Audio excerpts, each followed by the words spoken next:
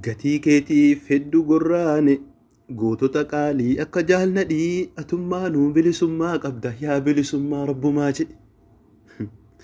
Barooddee boorattee booree baasuuf baatee naaf hin galle dhugaa akkam akka taate.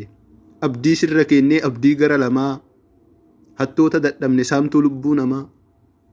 Abdiin kee magartee mul'anni keelattee eessa nurraa deemte eenyutti nu gatte.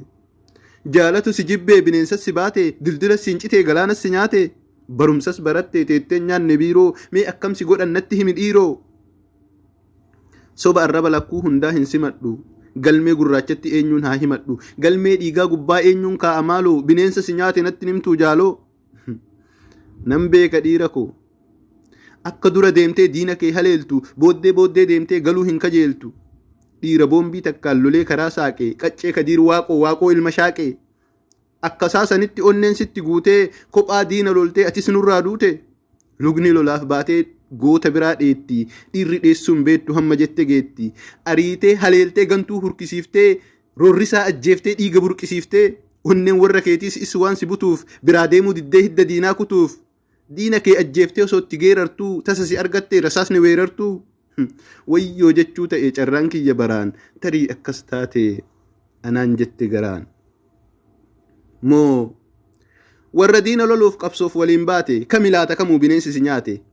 Akka qodaa aannanii qur'aana rabbiitiin qoma kee qoraafattee warra kilaashii takka wajjin boraafattee.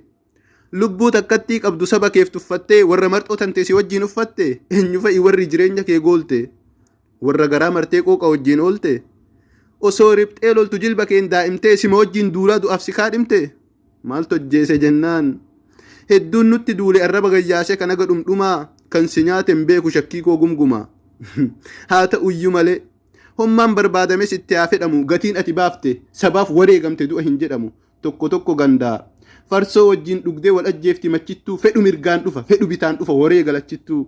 Garuu gaara meeqa baatee laga meeqa buutee eega du'uun oolle baga sabaaf duute.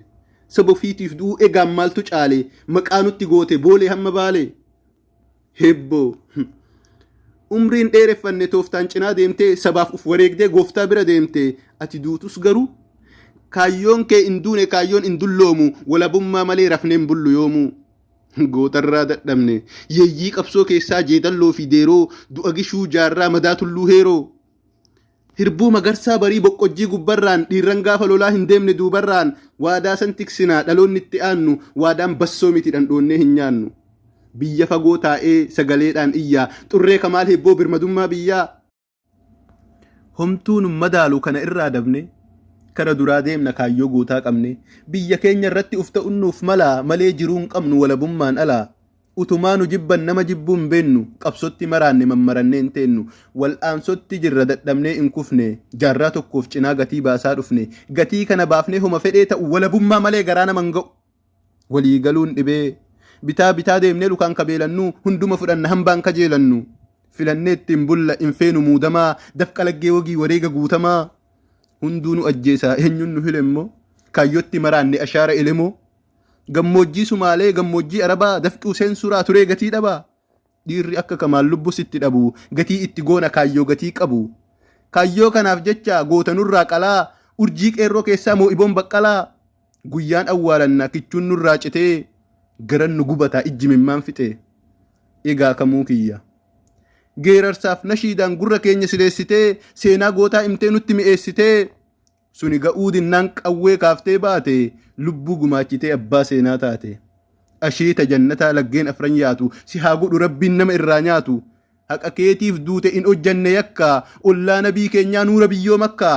Si haa qubachiisu rabbiin hunda moohe rifaatuu du'a kee onnitu nu dhoohe.